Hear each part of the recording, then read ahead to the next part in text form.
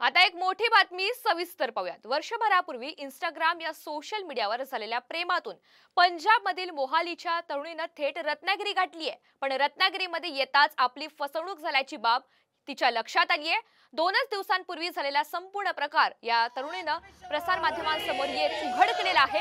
आपली फसवणूक झाल्याची बाब लक्षात आल्यानंतर कुठेतरी नोकरी शोधून पैसे कमवायचे आणि घरी परत जायचं या इराद्यानं हिनं आता नोकरीचा शोध सुरू केलेला आहे। पण त्याच वेळी एका मोबाईल दुकानातील दुकानदारानं या तरुणीची सारी चौकशी केली आणि त्यानंतरच हा संपूर्ण प्रकार समोर आलेला आहे।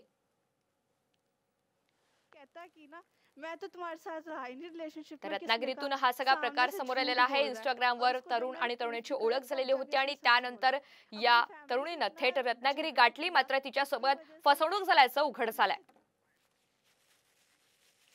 फैमिली से इतना झगड़ा किया, उसकी वजह से मैं मीन्स इतना भी सफ़र कर रही हूँ ना, क्या बताऊँ। अब वो लड़का कहता कि ना मैं तो तुम्हारे साथ रहा ही नहीं रिलेशनशिप में, किसने कहा, सामने से झूठ बोल रहा है। और उसको जब मैंने प्रूफ दिखाया तब जाके उसने सच बोला।